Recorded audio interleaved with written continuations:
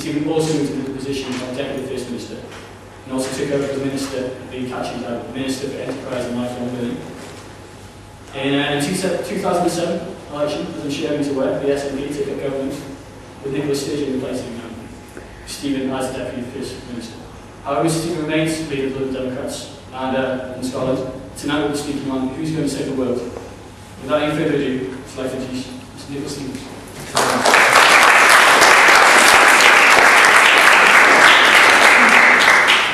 Thanks very much indeed, and it's a great pleasure, a great honour to have been invited here tonight to my old university. I studied here for a year, just a quarter of a century ago, and at the end of my time here at Edinburgh, by that time I was active in politics, and I guess the simple answer to who's going to save the world is young people, is students, those who are going to be the entrepreneurs of tomorrow, the Bill Gates or the Anita Roddick. Sadly, Anita, a great activist, died just a few weeks ago. And we need people to replace those with that campaigning spirit and that verve, that activism, that energy. And I got involved in politics at an early age. When I was at university, I had a clash at Aberdeen. The Liberal Club, the student Liberals, met on a Wednesday afternoon. That was sports afternoon. And I went off and played sport. You know, you couldn't do both. You couldn't be a Liberal and do sport in Aberdeen at that time. But down here at Edinburgh, I was able to get my diary together a bit more. You know how it is when you're a student. And I was able to get involved with the Liberal Club here. A great tradition of liberalism here. David Steele was the president of the Liberal Club back in his days at university here, and went on to be leader of the party right across the UK. And I came back with him just a couple of years ago to speak to the young Liberals here in Edinburgh. And there's continued to be a really strong tradition of activism and liberalism at this university. And I think it's really important that students are encouraged to take an interest in politics, whatever their politics are, within reason.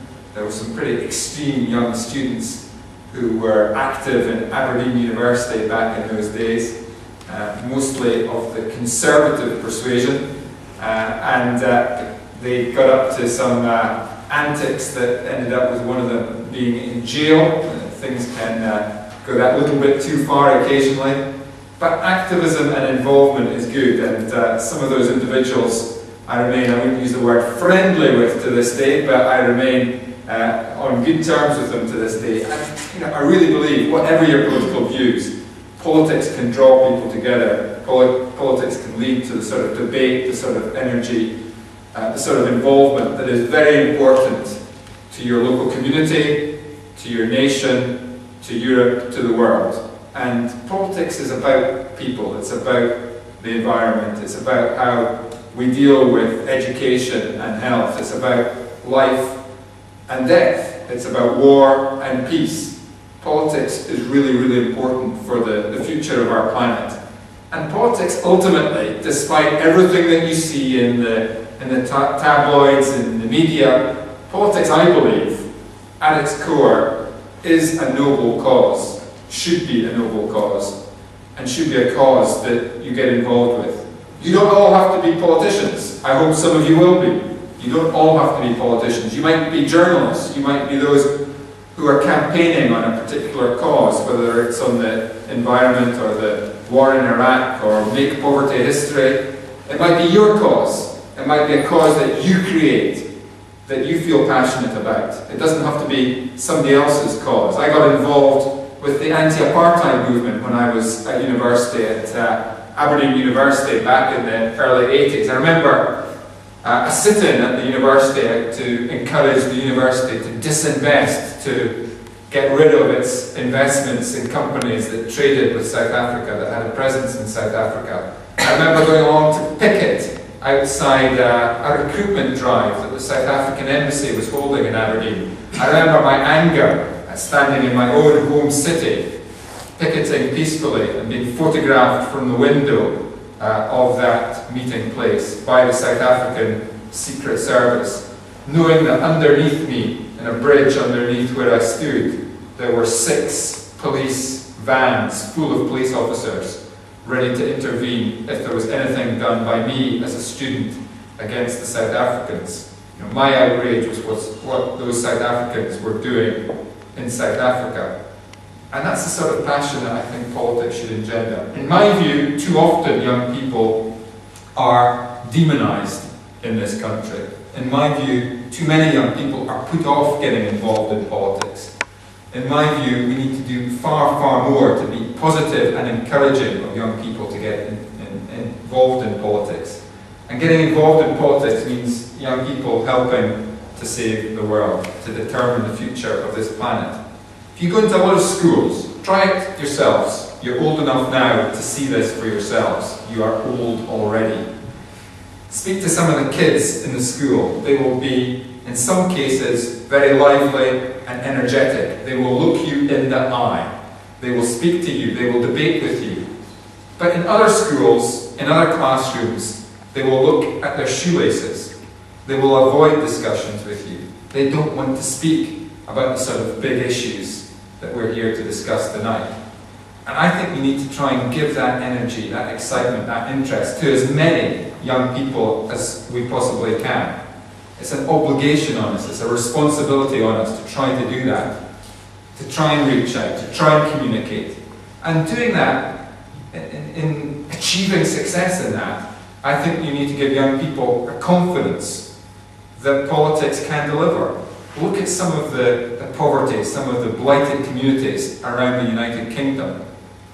There are big, big challenges. We've got to give the very best of schools, of sports facilities, of music and drama facilities. We've got to help inspire young people. And where you see new investment, where you see those new schools appearing with the very best of facilities, it makes a big, big difference to their lives. And we can do the same, I think, in terms of interesting young people in how to make a difference. It's not just about what we invest in young people, what we give to young people. It's also about how we treat young people, involve young people. What does your school council, if you have one, really mean? How much are you listened to? How much say do you have in the future of your university, your college? How much say do you have in the direction of your life? At what age are you trusted with the vote? You can be married, you can be working in this country, and still at the age of 16 or 17 not entitled to vote in this country. I think that attitude is wrong and it has to change. Young people should be, I hope will be, increasingly liberal in their outlook. They need to look at the wider field. I am not a nationalist. I do not believe in separation. I believe in the simple notion of people and countries working together for the greater good, for the betterment of their lives, their country, but also the planet. And I hope that is the message of the 21st century. Not a nationalist century, not one blighted by wars between nations, but an internationalist century where people increasingly work together.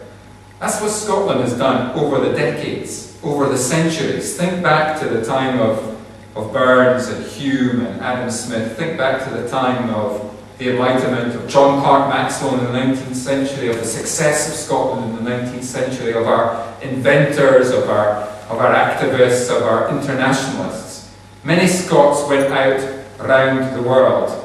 I was today with somebody who is not so liberal, who comes from Australia. His father left, his grandfather left Scotland from a place called Cruden Bay. Have some of you heard of Cruden Bay in Scotland? Or any of you from the northeast of Scotland? Very close to where I was born, Cruden Bay, and a very famous golf course there at Cruden Bay as well. And his grandfather was a member of the Free Church of Scotland, an austere church with strict rules. And he went to a place called Australia. Some of you will have heard of Australia, I hope, in the room. And that individual who I met today was opening a printing press. And that printing press is the largest in the world. It's at a place called Eurocentral, just close to Glasgow in the M8. And do any of you know his name?